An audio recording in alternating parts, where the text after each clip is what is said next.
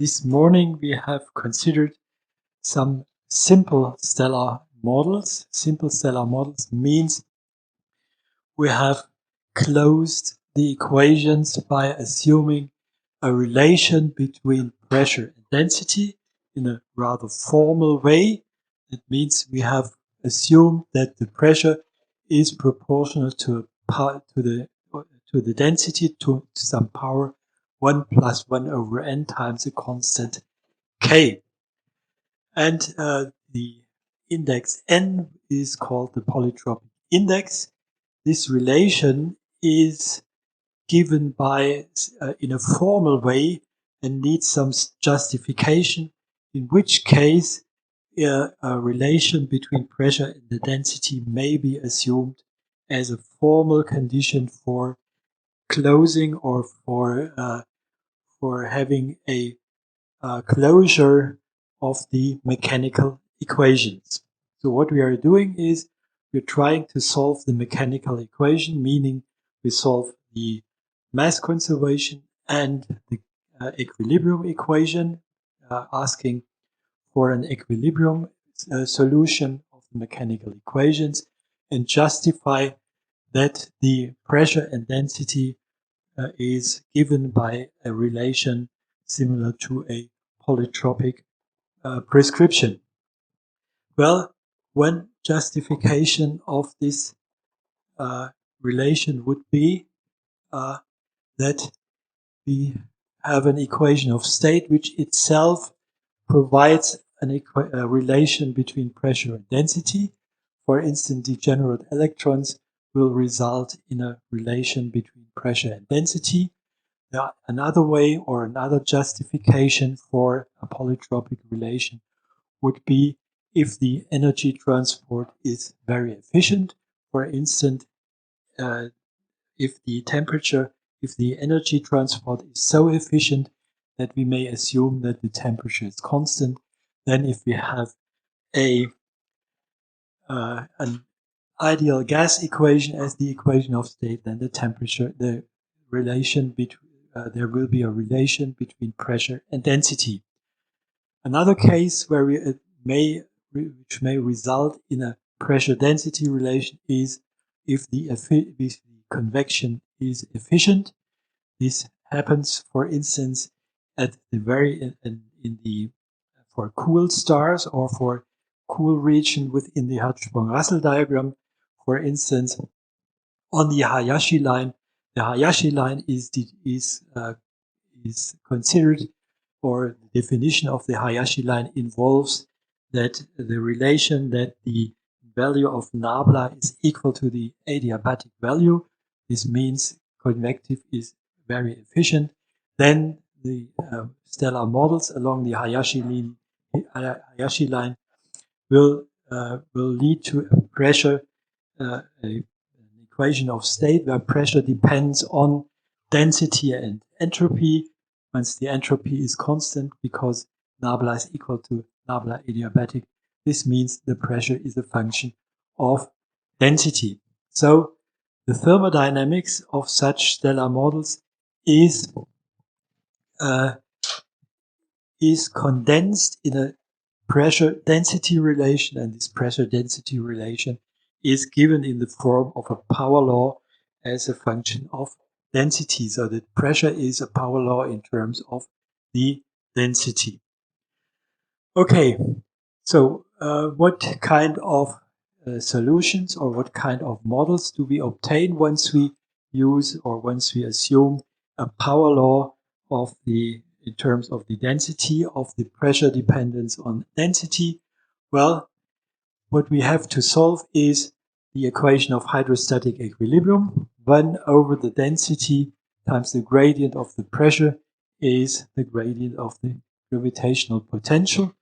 And the gravitational potential itself, of course, has to satisfy Poisson's law. That means the Laplace operator acting on the potential is equal to 4 pi times the times gravitational constant times the density. So we have, as dependent variables, we have density, pressure, and the potential.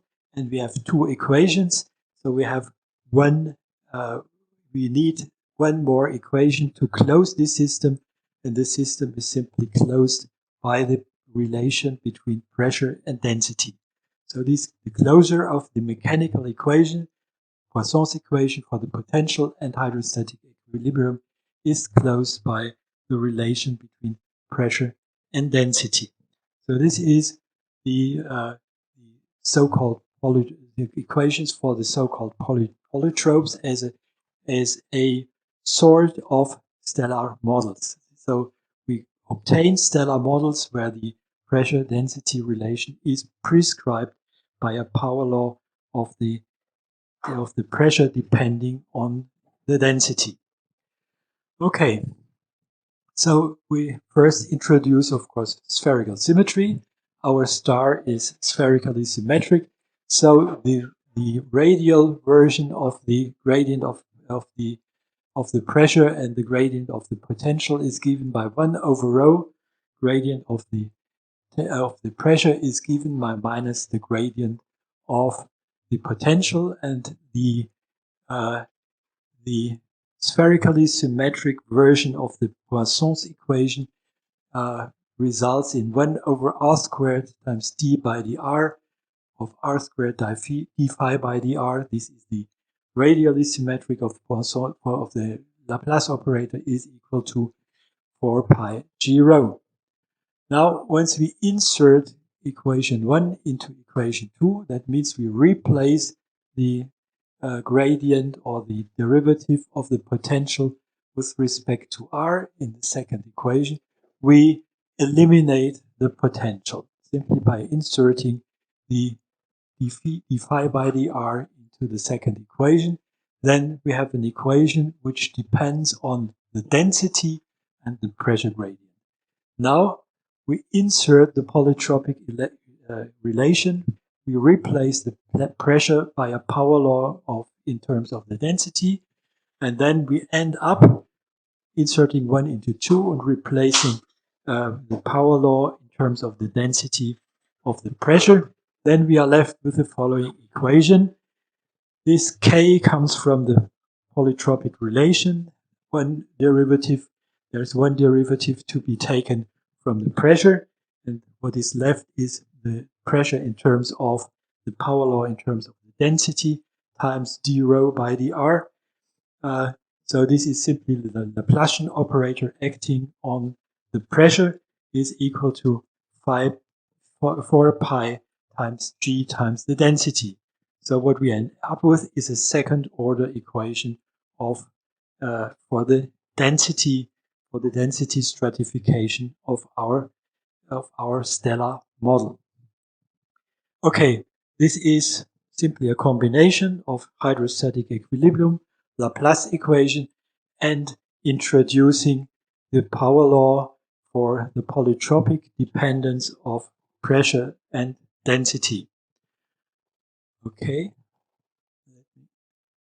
Well, to get the conventional standard form of this equation for the density, second order equation of the density for the to get into the usual or the common formulation of this equation, we normalize or we transform the density to a new variable. The new variable is the quantity theta, and we write the density in terms of the central density. So we normalize the density with a central value times a function theta to the power n. So this is our new variable, theta to the power n, and the normalization of the density that is done with the central density. Moreover, we introduce a new radial variable by taking a dimensionless variable psi and the normalization constant alpha.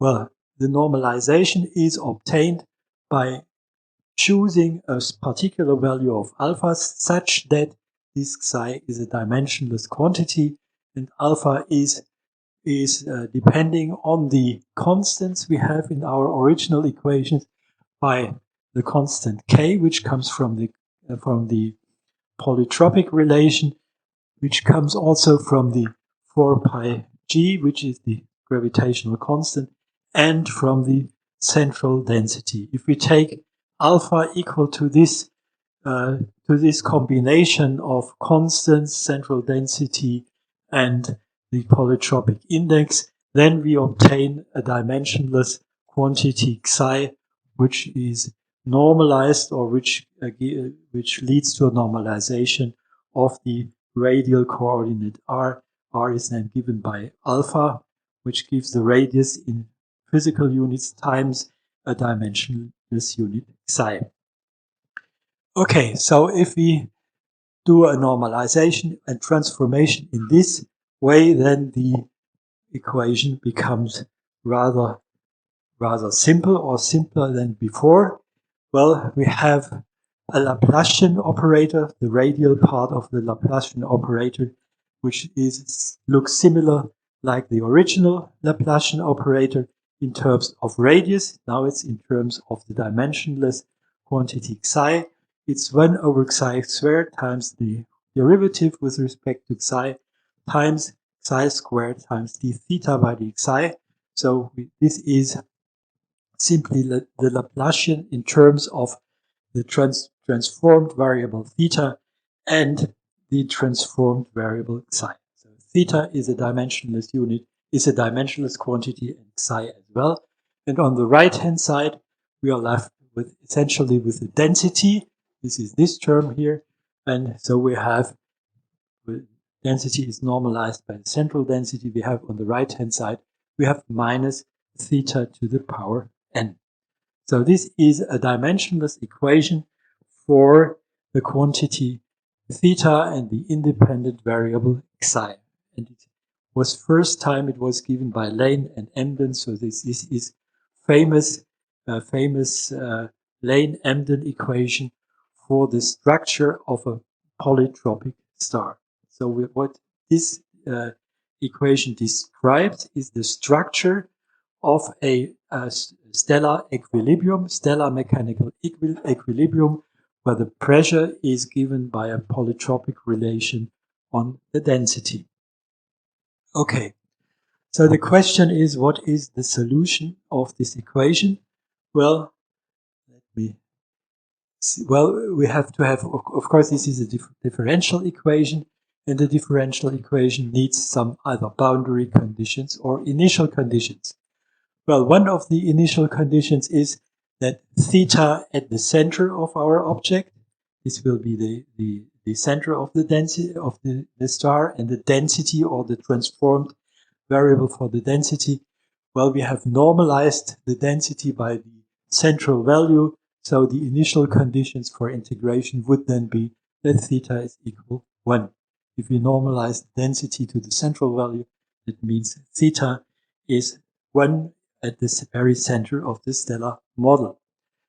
Well, the second condition then is that of course we would like to have non-singular solution. So, well, we will come to we will later on discuss this so-called singular points of differential equations. We will come about. We'll arrive at the discussion the discussion of singular points. What is a singular point of the equation? Well, let us write down the Laplace operator. Then we will have the first is d2 theta by the xi squared. And if we do the differentiation, this gives plus 2 over xi times d theta by d xi is equal to minus theta to the power n. So there is 1 over c, 1 over xi. Xi is the radial variable. Now, if we rewrite or multiply it by xi, we get a nicer version of this equation. So xi times d2 of theta by d xi squared plus 2 times d theta over d xi is equal to minus xi times theta to the power n. Now, what we would like to have is a non-singular solution for theta. Otherwise, we cannot interpret the density.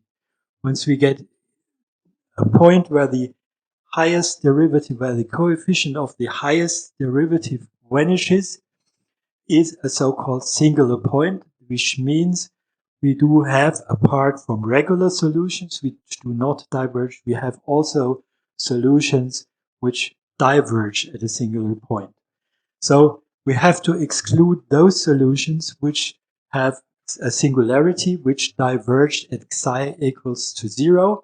But psi equal to 0, that's where the coefficient of the highest derivative vanishes. And so if we want to have a finite solution, then the second derivative of the variable theta should not diverge, should not become infinite, and also the theta, the variable theta, should not become infinite. That means if they remain finite, both the second derivative of theta and theta itself, then, of course, a consequence would be that the theta by the psi has to be 0 or has to vanish at psi equal to 0.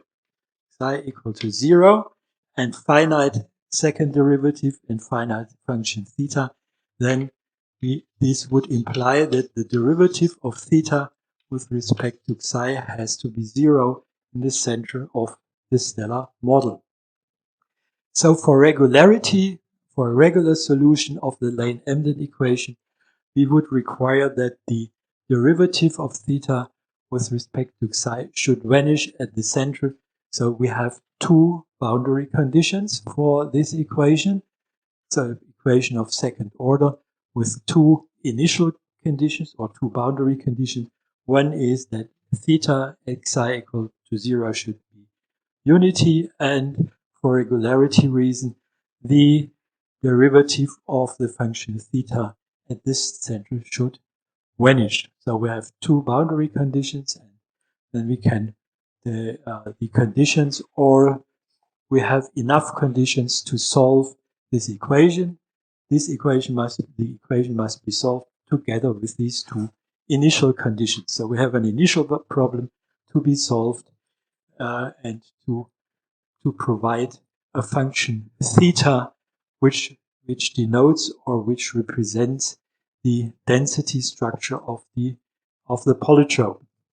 Actually, once we consider n equals 0, we obtain an analytical solution. An analytical solution is also obtained once the polytropic index is 1, and also for polytropic index n equals 5, we obtain an analytical solution. Why is that? Well, take n equal to 0, then we have unity on the right-hand side, and we have a linear equation of second order. This has an analytical solution. And also this is true if n is equal to 1, then the right-hand side is a linear equation. We have a linear differential equation, which we can solve analytically. I will not go into the details and won't derive or discuss these analytical solutions in detail. Let us consider what happens what happens to the solutions when we look for the dependence on the polytropic index. Well, once the polytropic index is smaller than 5, then we will find that we have a 0 of the solution for some finite value of the variable psi. Well, so I also have some plot for the solution looks like the following. So we have here the on the x-axis we have the variable psi, and on the y-axis we have the function theta. So the initial condition for the integration of Lane-Emden's equation is that theta is 1 in the center, and it starts with an horizontal tangent. So with the theta equal to the theta by the psi equal to 0. So this is where the integration starts. Once we integrate for a particular value of the polytropic index, then we will reach a 0 depending on the polytropic index.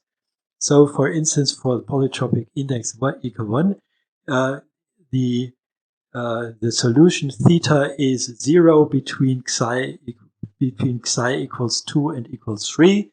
The same is true for polytropic index 1, 3/2 and 3, and it's also just marginally at a finite radius, or in other words, for polytropic indices smaller than 5, we have a finite zero of the function theta.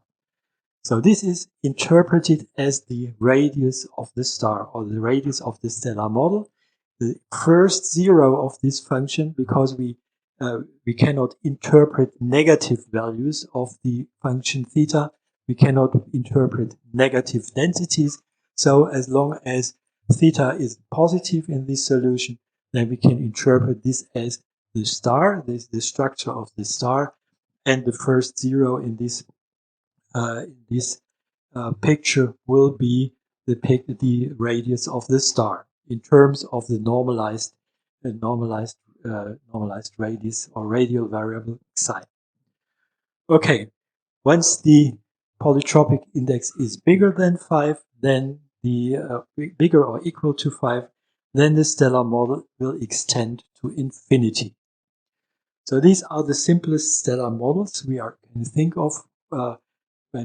These are obtained simply by the polytropic connection between pressure and density.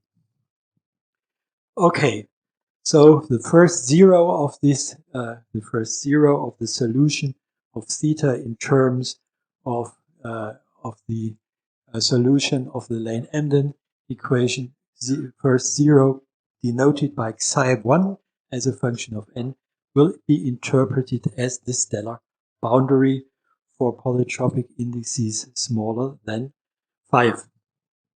Okay, now we can calculate from the solution, we might calculate the mass simply by integrating the mass over, by integrating the density over the volume. And once we do it and use the normalizations of radius in terms of alpha, once we use the normalization of the density in terms of the central densities, we end up with the following integral. So this is alpha cubed times 4 pi times the central density times the integral now in terms of the normalized quantities. This is the integral from 0 to the first 0 in terms of the variable psi times the density. The density is theta to the power n, and r squared dr is psi squared times d psi. Now if we can rewrite this integral simply by applying the Lane-Emden equation. Lane-Emden equation, where was it? That's here. So we multiply the Emden equation by psi squared. So we have on the right hand side, we have minus theta to the power n times psi squared. Once we integrate that, then we are left with psi squared times the derivative of psi. So the integral over psi squared theta to the power n d psi is simply the value of psi squared d theta by d psi. So we don't need to integrate it, but using the Lane-Emden equation, this integral is given by, well, at the center it's the quantity psi squared times the derivative of theta with respect to psi, and this at the position 0. At the position 0, psi is 0, so it vanishes, and this integral, this quantity has to be taken at the first 0 of the function theta, so this has to be taken at minus.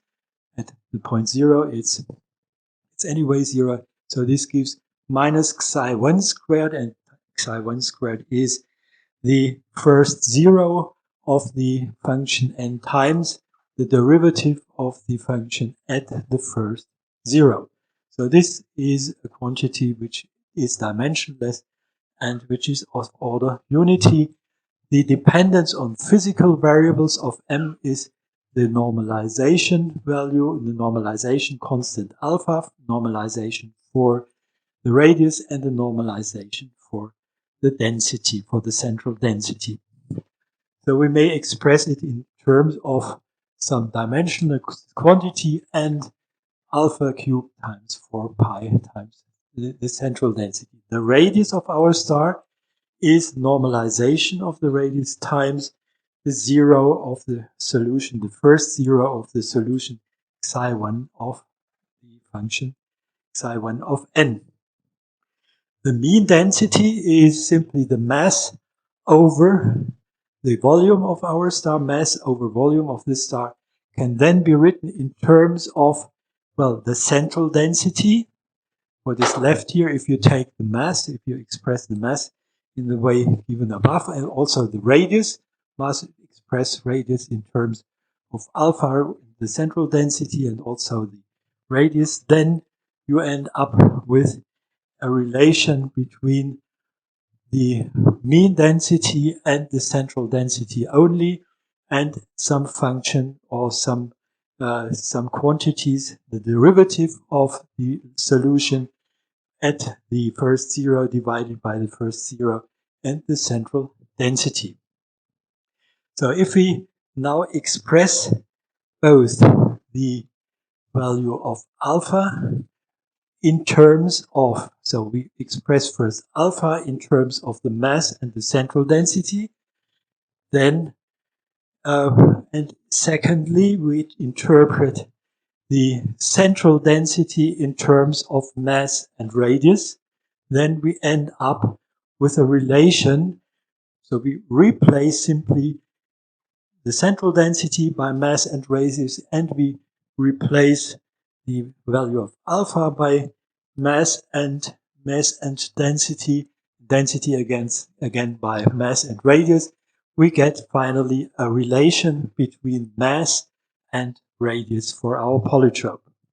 Okay? This is simply some algebra at which we end up with. This relation, which we get finally, contains only the radius and the mass.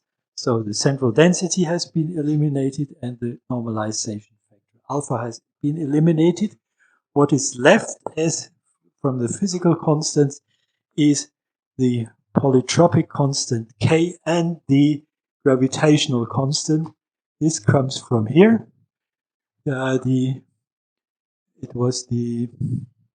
So alpha contains the polytropic constant. Let's go back here. Alpha contains the polytropic constant and the gravity. This appears again in our relation between radius and mass. Okay, so we have a relation finally between radius and mass containing the polytropic constant, containing the constant of gravity, times some of the dimensionless functions, including the position of the first zero of the polytrope and the derivative at the first zero of the polytropic solution. Well, if we ignore all that stuff here, it's our only constants. They are physical constant, gravitational constant, and the polytropic constant. Then we end up with, ignoring all that stuff here, that radius to the power 3 minus n is proportional to the mass to the power 1 minus n. What we end up with is similar to the case we have studied in a much simpler way without solving an equation. Before we obtained a mass-radius relation. Mass-radius relation is always obtained if we prescribe a polytropic relation between pressure and density. We have discussed this morning on the basis of a very simple estimate. Once we assume a relation between pressure and density, then an estimate of the hydrostatic equilibrium and mass conservation will end up or will lead to a relation between radius and mass. here on a more sophisticated way, on a more detailed calculation for a stellar model, giving the exact structure of or the exact stratification of such a model, we have also a relation between an exact relation between radius and mass, and this relation depends on the polytropic index. R to 3 minus n is proportional to the mass to the power 1 minus n. If n is equal to 3, then the dependence on radius drops out. So the mass is then a constant. If n is equal to 3, so then what kind of power law is that? The power law is, the assumption is P is proportional to rho to 1 plus 1 over n, and what we obtain is that the mass is fixed for n equals 3. This would be the case for P proportional to rho to 4/3. This is the case once we consider relativistically degenerate electrons, for instance. So we recover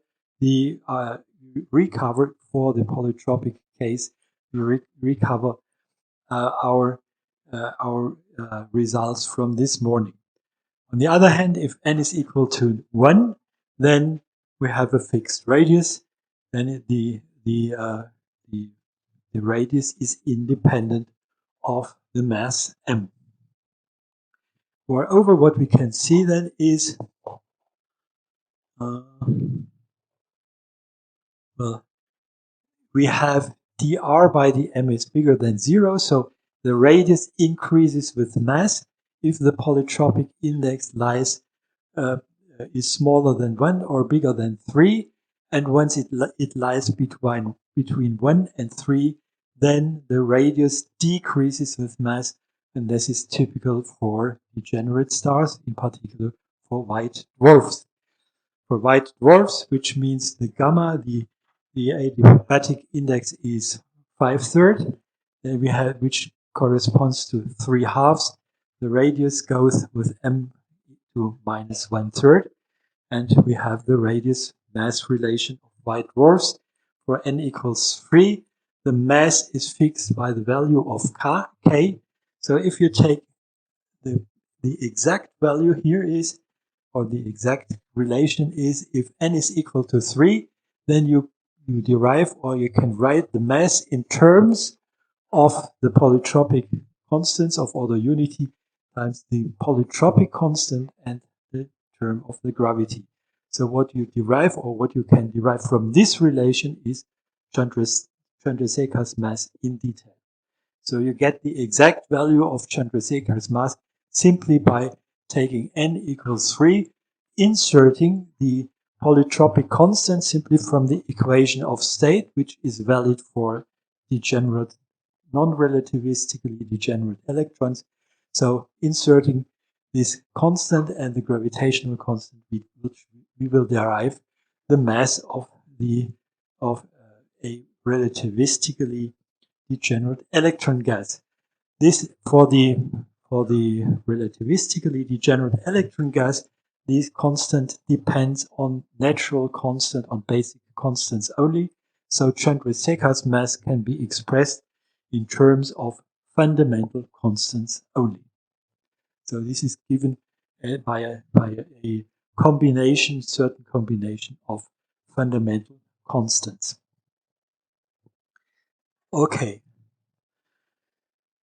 Well, I should emphasize here that 1 over 1 plus 1 over 1 should not be confused with the adiabatic index. The adiabatic index is determined by the equation of state only. So you have an equation of state, and you require that the changes of state are adiabatic. That means the entropy is constant. This defines the gamma adiabatic. This is d log p by d log rho at constant entropy without any reference to a stellar model, whereas the polytropic index might also include the the energy transport, so it requires some requires a particular stellar model. So the polytropic index is usually both including energy transport processes and is not related or cannot be determined by thermodynamics only, whereas the adiabatic index is determined only by the equation of state. So one should keep that separate. Polytropic index is not necessary. It can be equal to the adiabatic index, but it does not need to be identical with the polytropic index. So 1 plus 1 over n, the polytropic exponent, is usually not equal to the adiabatic exponent. So keep this in mind. You should not confuse it. It can be equal, but it needs not be able to be identical. Okay. Well, we have already discussed the solutions of the Lane-Emden equation. And then why did we do it? We considered these stellar models because for some cases we will refer to these models and take these stellar models as examples for stellar models, and we will look for their stability properties and their pulsation properties as an example. Even if this is not, in general, not a realistic stellar model, we may use it to demonstrate certain properties of a pulsating star, which is based on a polytropic model. Just for preparing an idealized model to be discussed later on for its pulsation properties and its stability properties. A particular model, which is very, very simple and which is completely unrealistic, but it allows for an analytical, it will show that it allows for an analytical treatment even of the pulsation equation, is the polytrope of index n equals 0. I will show here the properties of this polytrope of index n equals 0. So what does n equals 0 mean? Well, in this formulation, it's a singular, of course, a singular formulation. You have to rewrite it in terms as density as a function of pressure, and then you will see it is simply the pressure is polytrope of index n equal to 0 is a so-called homogeneous model, which means the density is constant. It does not mean, again, we have to separate, or we have to distinguish between incompressible and inhomogeneous or homogeneous. Homogeneous means that the density is constant with respect to spatial dependence. Compressibility means that the divergence, once we compress our star, is 0. Divergence of the velocity is 0. This does not mean that the stellar model is homogeneous and vice versa. Incompressible means if we compress our star, that the divergence of the velocity is 0, or that the density doesn't change when we compress it. Homogeneous model means that the density is constant with respect to spatial variables. So the gradient of the density is equal to 0 means homogeneous model. So it's certainly a very, very, very crude stellar model, but because the pulsation properties or the pulsations of a polytrope of index n equals 0 allows for an analytical representation both of the spectrum of P modes and G modes and even of the famous F mode.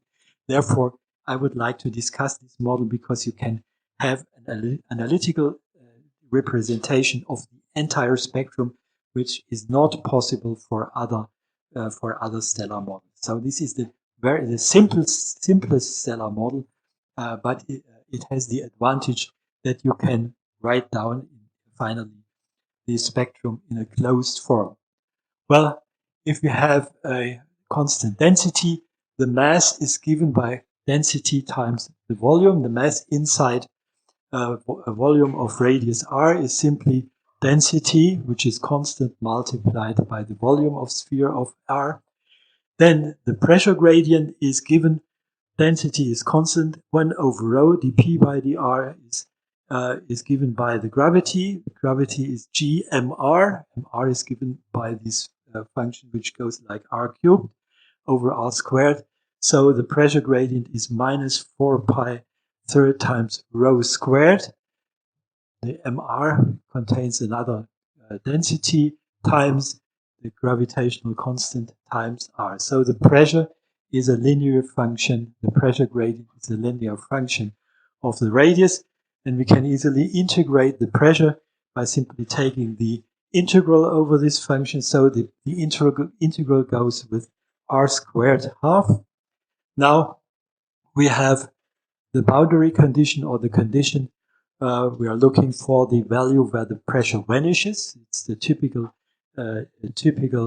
Lane-Emden solution, which is also valid for the polytropic index n equal to 0. So this gives the integral, which is the pressure once we denote the outer radius of our polytrope of index n equals 0 by capital R. And we have a quadratic equation, or we have a quadratic solution in terms of the dependence of pressure on radius.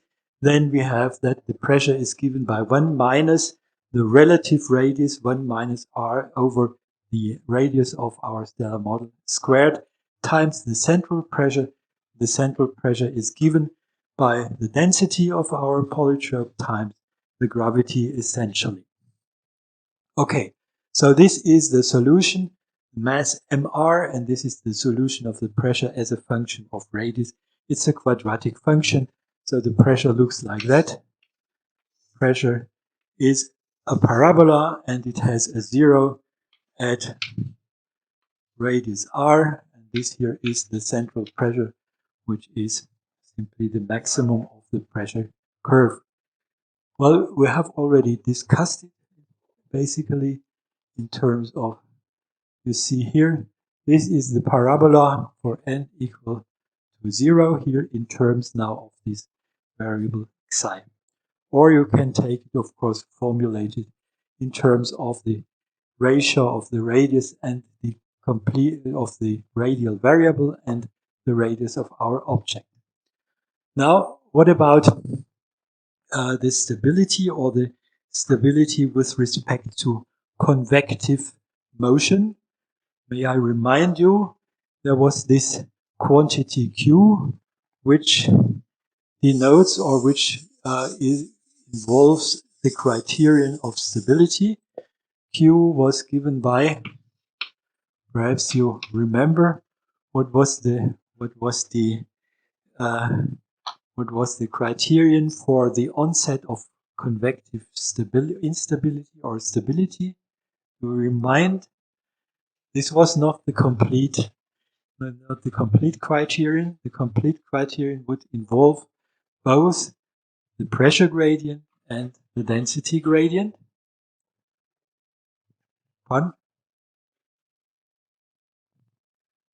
Okay, this Q involves the density gradient, d rho by dr, minus 1 over gamma adiabatic times 1 over p dp by dr. This was the quantity which did, or whose sign indicates whose sign indicates stability or instability.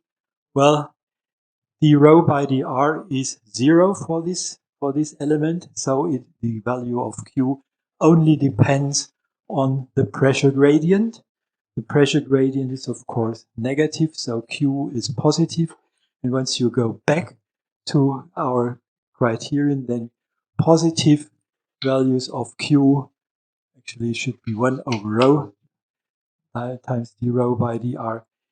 Bigger than 0 means the stratification is convectively unstable. That's what's the result. of our consideration of the stability of our stratification. So the quantity, a combination of density gradient, pressure gradient, that has led to the stability criterion, and for positive values of Q, we have instability, and this means, well, what does it mean? Our polytrop of index n equals 0 is a convectively unstable situation. So we conclude, or we expect, that once we perform a stability analysis for the polytrope n equals 0, we will end up with a convectively unstable configuration. It's automatically convectively stable because it only contains the pressure gradient, because due to the homogeneity requirement, the density gradient is 0. So the polytrope of index n equals 0 is convectively unstable. Okay, well, you can see even another property here. Well, once you take out the 1 over rho here, this is 1 over rho times the rho by the r minus 1 over gamma adiabatic p over rho times the p by the r greater than 0. Well, this quantity here, p over rho times gamma adiabatic, 1 over rho over p. P over rho is simply the velocity of sound, is the sound speed squared, gamma times p over rho. So this is 1 over sound speed squared. You see, the adiabatic gamma does not need to be identical to the polytropic index. Here we have discussed the polytropic index n equals 0, which means we consider a homogeneous configuration. But once we consider the stability, the criterion for stability or instability, it contains the sound speed, and the sound speed again contains the adiabatic index, the adiabatic exponent. This refers to the changes of state. Once we take a homogeneous model and we try to compress it or decompress it, then it follows, the pressure follows an adiabatic relation once the thermal time, once the changes of state are fast enough to guarantee an adiabatic change of state. So keep these two separate. The polytropic index is different in general from the adiabatic index. Okay, that closes, or by this chapter we finish with our digression to stellar evolution, and we turn back to considering our stellar pulsations. So questions, please ask if there is something unclear, or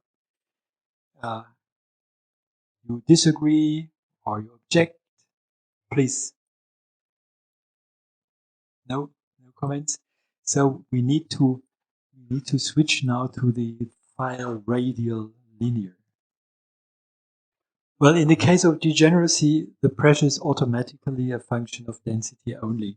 There is no thermodynamics in the degenerate star. You have no, well, the energy transport is not covered by, well, there is actually energy transport, but the energy transport within a degenerate star will occur through conduction.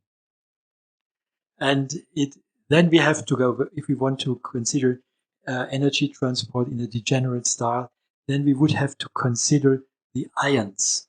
And the electrons, the ions determine some kind of ion temperature, and the transport is given then by conduction by the electrons.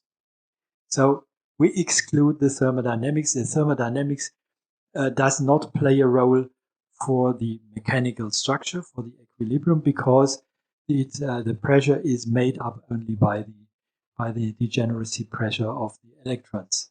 In that sense, you can separate the mechanical equations and the equations for energy transport equation, well, there's not much energy transport going on anymore.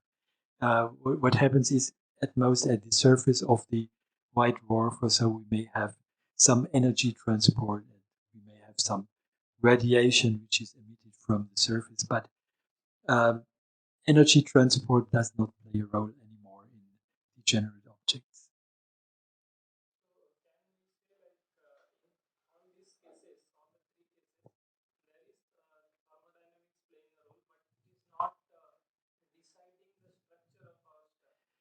Yeah.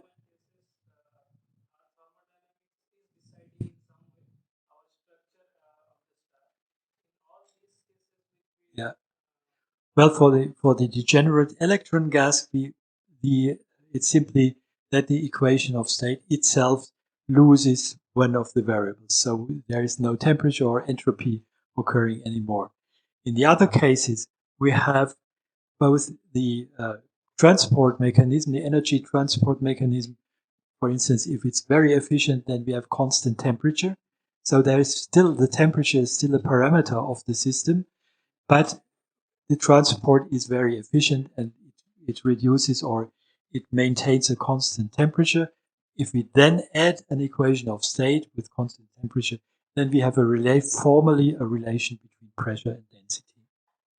And the same is true for Hayashi line objects. Then we have energy transport by convection, and this enforces that we have that the stratification is given by nabla adiabatic, because then the convection is adiabatic and it reduces or it ensures that we have an adiabatic or a constant entropy structure. Then you have, well, first of all, the transport mechanism requires the entropy to be constant. Then additionally, the constant entropy means that the entropy drops out of the equation of state, and the pressure is only a function of one additional parameter, which can be chosen to be the density. So there are several thermodynamic processes included or combined to provide a polytropic relation between pressure and density. Does it answer your question? Any other question? Okay, so let us continue now and let's come back to the study of stellar pulsations. And first of all, we will consider spherically symmetric pulsations. So we will consider perturbations which do not violate the spherical symmetry of the star. So to say, the stellar evolution model is usually done in terms of spherical symmetry, and we will assume that our perturbations, our pulsations, will also be spherically symmetric. Okay, well, stellar evolution was characterized by hydrostatic equilibrium, by acceleration being equal to zero, and it is governed by the remaining two timescales, which is the thermal timescale and the nuclear timescale. On the contrary, or in contrast to the stellar evolution, the pulsations are characterized by deviations from hydrostatic equilibrium. So we must take into account the acceleration. The acceleration is no longer zero. The pulsations operate on the dynamical timescale. So this is the important point. Right? It's the opposite of the stellar evolution. However, these pulsations occur on a timescale which is much shorter than the nuclear and the thermal timescale. So nuclear changes, for instance, of the composition will be disregarded, and also the nuclear processes will be disregarded for considering pulsations. So chemical composition is kept constant because the time needed to change chemical composition is on the nuclear timescale, and we will disregard it or keep the nuclear change of composition constant. Well, this means that the pulsations will be governed by the dynamical and by the thermal timescale. In the ideal case, or in an ideal case, we can even disregard the thermal timescale if the pulsations, the pulsational timescale being of the order of at most a few hundred days, is still much longer than the Kelvin-Helmholtz or the thermal timescale, which is of the order of 10 to 7 days, 10 to 7 years. So one may even think, if one compares the global thermal timescale, if one compares the global thermal timescales with the dynamical timescale, that we can disregard thermal processes and disregard the derivatives with respect to time which operate on the thermal timescale. Actually, it's not true. You cannot completely disregard it. You have to go more into the details. So there is one approximation, one approximation to the problem where we can disregard the time change of the entropy, the place where the derivative with respect to time according to the thermal timescale appears is the derivative of the entropy with respect to time. Well, we'll come to that in more detail. Well, we have to take into account for certain stellar models, we have to take into account the thermal timescale and the time derivative of the time derivative of the entropy. Okay, that's what is needed to be said about the timescales. Well, for the strategy which we will follow to consider radial stellar pulsations, let us motivate the strategy a little bit by the observations. Well, once we observe pulsating stars, then we recognize that most of the pulsating stars maintain their mean properties. So they will have a mean effective temperature, they will have a mean luminosity, and so on. So while these stars are pulsating, they are pulsating around a mean value concerning for instance, the radius will be changed. It oscillates or varies around a mean value, and it oscillates around a mean temperature and a mean luminosity.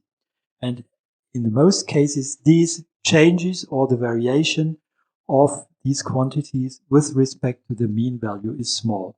So if you consider the luminosity, for instance, the luminosity will for Cepheids will be of the luminosity change, the luminosity in brightness is usually less than 0.1 magnitude, whereas the magnitude or the magnitude which corresponds to the total luminosity of the star is of, say, third or fourth magnitude. So the mean luminosity is much bigger than the variation of the luminosity. That's true for the other quantities too. So the pulsations may be regarded as a superposition of this variation on top of the mean quantities of the mean properties of a hydrostatic star. That means also, or does also imply, that these pulsations may be described as small time-dependent perturbations of a time-independent stellar model. So we have a hydrostatic time-independent model, and superimposed on this star are the pulsations or the perturbations of the star, which are time-dependent, and they seem, from the observational point of view, they seem to be small compared to their mean values. Okay, you take this as a motivation for constructing a model or constructing a strategy or performing a strategy how we shall describe these pulsations which are superimposed on a hydrostatic stellar model. Okay, so what we do first, we need to construct the stellar model which has or maintains the mean properties. So we need to construct stellar hydrostatic model of some object which we want to study. That means either we perform stellar evolution calculation and tune these calculations in such a way that we meet the observed parameters of the star. So we do stellar evolution calculations. For instance, we observe some star in the HR diagram. Take a star in the HR diagram. Luminosity as a function of effective temperature, T effective log L. Well, then we start off from this should denote the main sequence. We start off from the main sequence, hydrogen burning, contraction phase, and then the star goes to the right into the domain of red giants. Well, suppose the observed position of our star is here somewhere. Well, then we start here. This track will depend on mass. So the parameter on, well, if we have a higher mass, then it looks like that. So the mass of this track is higher than this. Well, to meet the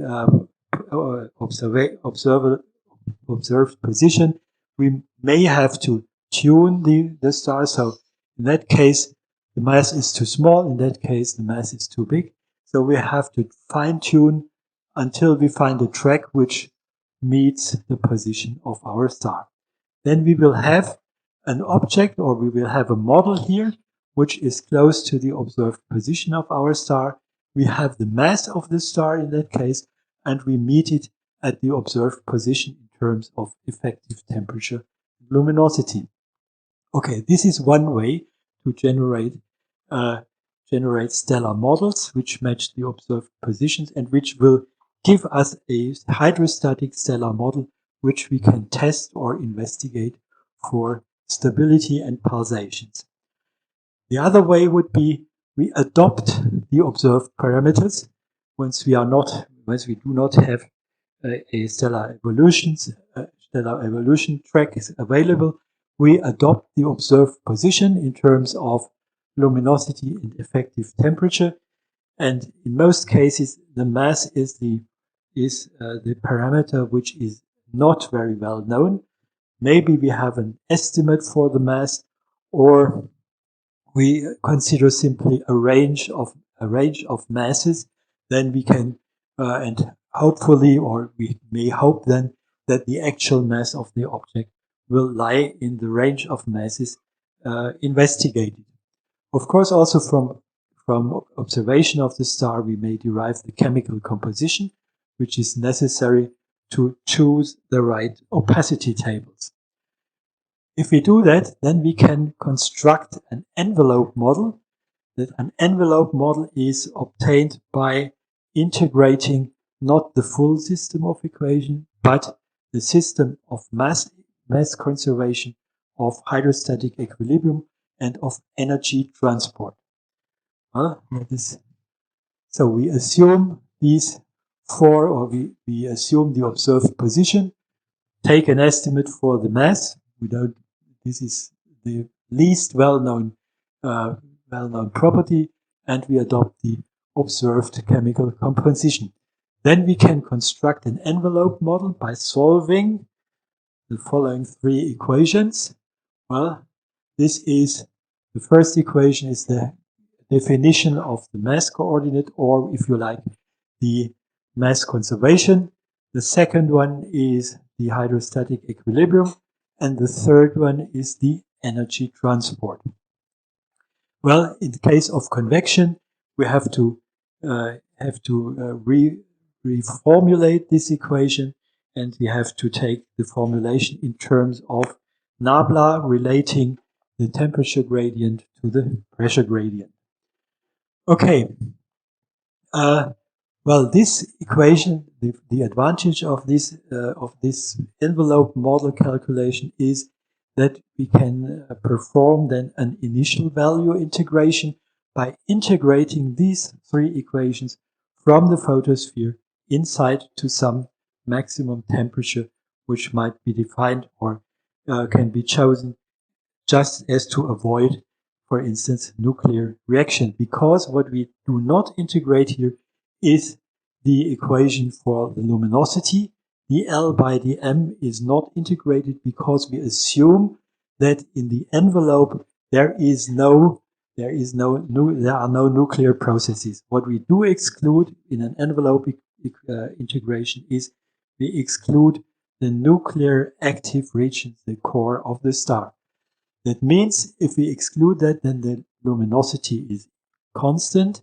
The equation which we should integrate is dL by dm is epsilon. If epsilon, the nuclear energy generation, is disregarded, then dL by dm is 0 and L is constant.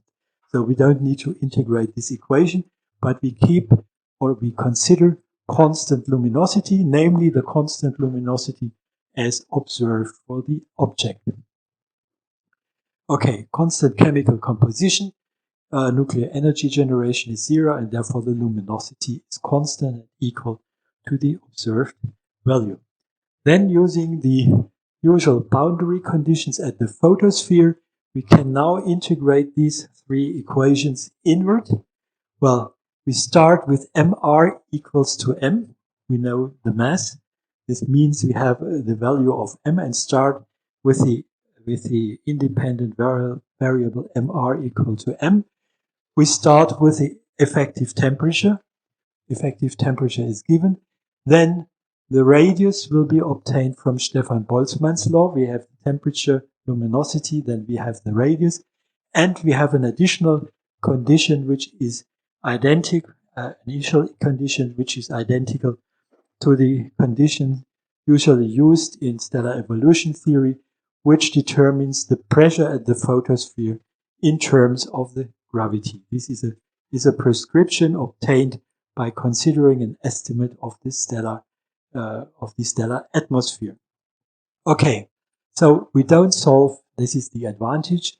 We don't solve a boundary value problem. We can solve an initial value problem, which is much easier than to solve a boundary value problem. Integrating from the photosphere inward, integrating these equations and providing the pressure stratification, the temperature stratification, density stratification, and so on through an initial value integration.